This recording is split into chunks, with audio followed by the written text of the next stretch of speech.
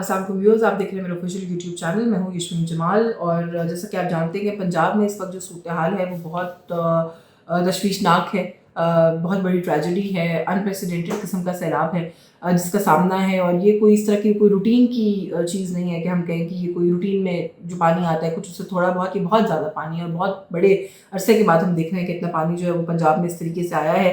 और अभी तक भी ये जो सैलाबी सूरत हाल है ये बरकरार है। जो फ्लड फोरकास्टिंग है उसके मुताबिक 5 सितंबर को दरियाए सतलुज और रावी और चनाब में भी इंतहाई ऊंचे दर्जे का सैलाब जो है उसको एक्सपेक्ट किया जा रहा है। उसका खदशा है। और जो बालाई इलाके हैं वहाँ पे बारिशों के बायस दरियाओं में पानी के बहाव में जो है वो एक जो इंक्रीज़ है वो बहुत ज़्यादा हो जाएगा। गैर मामूली इजाफा जो है वो एक्सपेक्ट किया जा रहा है। अब जो रिपोर्ट्स हमारे सामने इस वक्त आ रही हैं और अभी तक की जो सूरत हाल है उसके मुताबिक 3200 देहात जो हैं वो ज़ेर आब आ चुके हैं और 24 लाख से ज़ायद लोग जो हैं वो इस सूरत हाल से मुतासर हुए हैं, जबकि 41 अफराद अभी तक जो हैं वो जाबाक हुए हैं। जो रिपोर्ट्स अभी तक मुरतब की गई हैं, जो मवेशी और जो लाइफ स्टॉक है उसका भी एक बहुत बड़ा अलग से फिगर है। एक जगह मैं 7 लाख देख रही थी। और ज़ाहिर है ये एक ऑनगोइंग सिचुएशन है, सारा कुछ बहुत ज़्यादा हतमी तौर पर कहा नहीं जा सकता।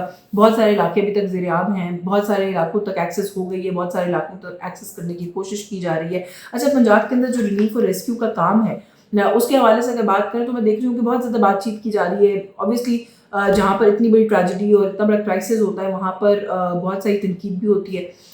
तनकीद जहाँ पर बनती है वहाँ तनकीद ज़रूर करनी भी चाहिए। जहाँ अच्छा काम होता है उसको अप्रिशिएट भी करना चाहिए। तो मैं मुसलसल 2-3 दिन से ये बात कॉन्स्टेंटली कर रही हूँ कि कुछ 1-2 मामलात को छोड़कर अभी तक जितना मैं देख सकी हूँ या समझ सकी हूँ, पंजाब में जो काम हो रहा है वो बहुत अच्छा हो रहा है। रेस्क्यू रिलीफ के कैंप्स और बहुत सारी चीज़ें जो है वो बड़ी ऐसा लगता है कि वेल थॉट आउट है।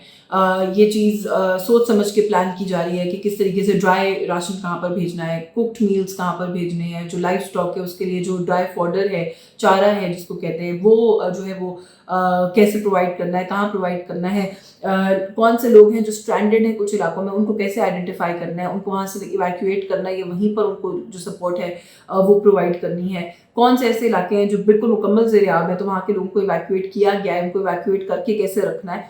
ये बहुत सारी छोटी छोटी और बड़ी बड़ी ऐसी डिटेल्स हैं इस क्राइसिस के अंदर जिनको मैनेज करने की ज़रूरत थी। और हम देख रहे हैं कि पंजाब वाले जो हैं वो इसके ऊपर बड़ा अच्छे से जो है वो कम से कम नज़र आ रहा है कि प्लानिंग की हद तक जो है देर ऑन टॉप ऑफ इट। बाकी जब इतना बड़ा क्राइसिस होता है एक बात ये भी जहन में रखने की ज़रूरत होती है कि हर एक सिंगल अफेक्टी जो है उस तक अगर आप ये एक्सपेक्ट करें कि आप उसी लम्हे पहुंच जाएंगे तो वो भी मुमकिनात में से पॉसिबल नहीं मुमकिनात में से नहीं होता।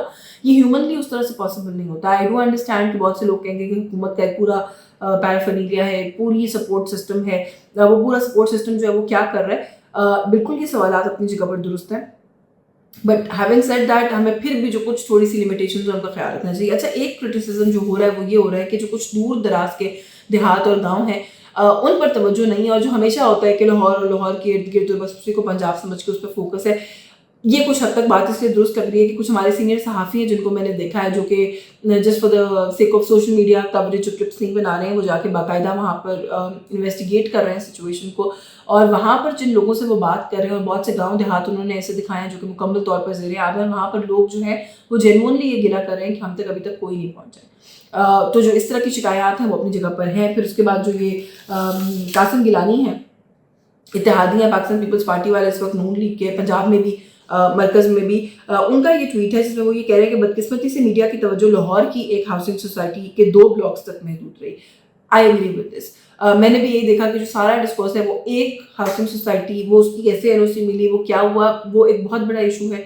आई टोटली गेट दैट, लेकिन तबाही खाली का मैग्नीट्यूड खाली वहाँ तक महदूद नहीं है। इस चीज़ को हमें रियलाइज़ करने की ज़रूरत थी। वो फर्दर अपनी ट्वीट में कहते हैं जी कि जबकि यहाँ मुल्तान में 3 लाख अफराद बशमूल बच्चों और बेशुमार जानवर सड़कों पर ज़िंदगी गुजारने पर मजबूर है। कैंपों में ख़ानदानों से मिलकर और उनकी बातें सुनकर दिल बेहद दुखी हुआ। ये उन्होंने एक्स पर पोस्ट की है। और इससे ये पता चलता है कि वो जो एक फिनोमिना है कि बस कुछ बड़े मेन जो मराकज़ हैं उन पर तवज्जो रखें, बाकी चीज़ों को छोड़ दें और फिर ज़ाहिर है उसको सेल करें कि जी ये तो देखें हम बड़ा ज़बरदस्त किस्म का काम कर रहे हैं। तो अगर इस तरह के जो मामलात हैं इनको रिजॉल्व करने की ज़रूरत है। दूर दराज जो लोग स्ट्रैंडेड हैं उन तक पहुँचने की कोशिश करने की ज़रूरत है।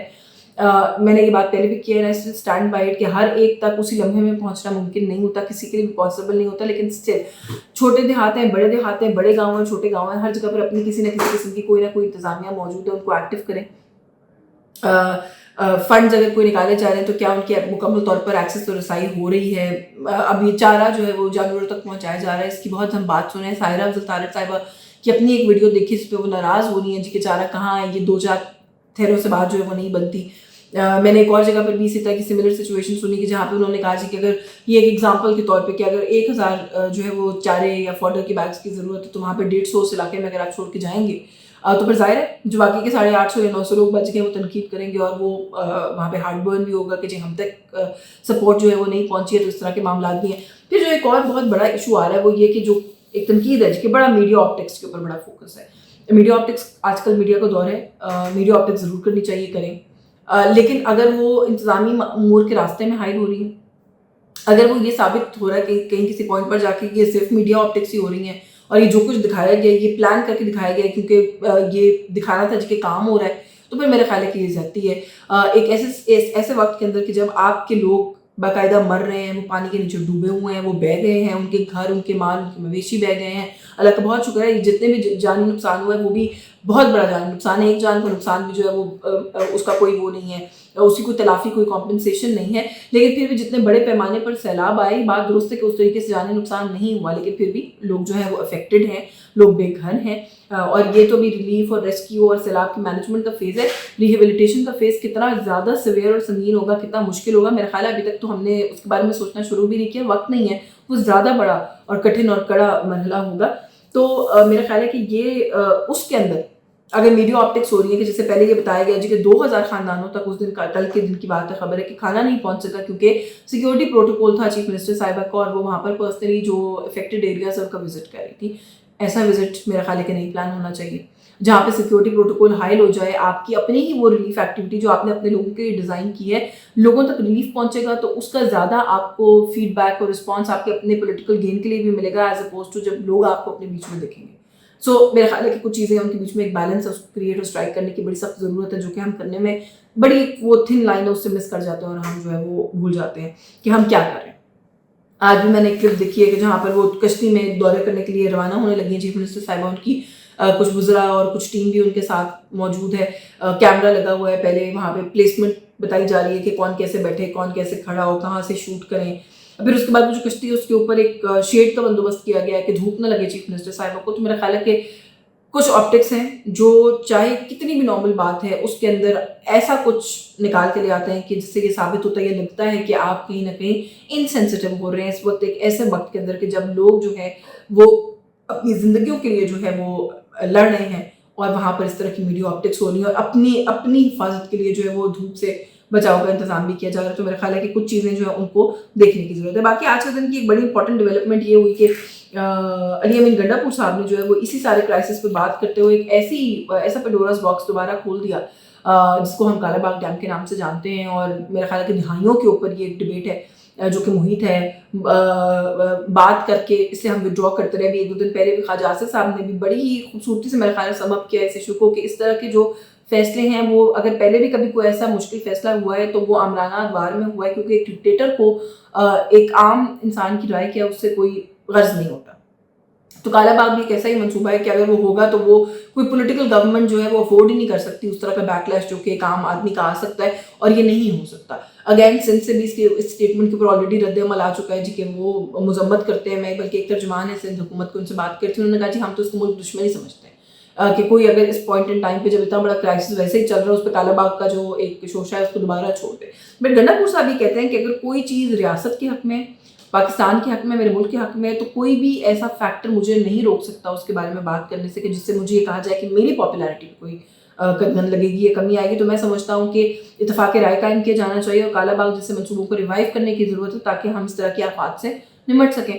अब इसके ऊपर पहले तो वो जो टिपिकल पीटीआई है कि अपनी अंदर से कन्फ्यूजन चल पड़ती है। असद कैसर साहब ने कहा कोई पार्टी लाइन नहीं है और ये एक बड़ी ही कॉन्ट्रोवर्शियल बात है, इसको छेड़ने की जरूरत नहीं है। बैरिस्टर गौहर ने कहा नहीं जी बड़ी अच्छी बात है, बिल्कुल दुरुस्त कह रहे हैं, इंडोर्स कर दिया गंडापुर साहब के मौक़िफ़ को। फिर 1-2 लोगों से मेरी पीटीआई में और बात हुई, उन्होंने कहा जी कोई पार्टी पॉलिसी नहीं है, पता नहीं क्यों कहा है। बल्कि 1-2 लोगों ने तो ये भी कहा कि वो चीफ मिनिस्टर हैं, जिम्मेदार ओहदे पर उनको ऐसी बात नहीं करनी चाहिए।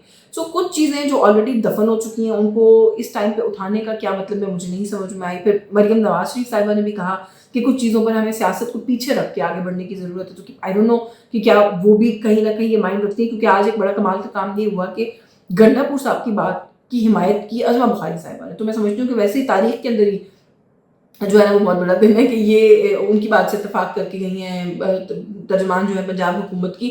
तो क्या कोई इस तरह की डिस्कशन को दोबारा खोलने के लिए कहीं न कहीं कोई काम हो रहा है बैकग्राउंड के ऊपर? ये एक बड़ी बहस है। इमन वली खान साहब ऑफ़ कोर्स वो मैदान में कूद आए, उन्होंने कहा जी वो जो मुक्का लहरा कर कहते थे कि मैं हूँ तो पाकिस्तान है, वो तो नहीं बना सके, वो जो आमिर हैं जनरल मुशर्रफ की उन्होंने बात की। तो ये जो बाकी हैं, ये जो है वो इस तरह की बातें जो है वो ना करें। उन्होंने कहा जी कि इनकी आदत है कि अपनी करप्शन छुपाने के लिए वो ऐसे मदफून मुर्दे जो है वो उखाड़ते हैं, और कालाबाग डैम को जिंदा करने के ख्वाब अली अमीन गंडापुर की 7 पुश्तों की बस की बात भी नहीं है।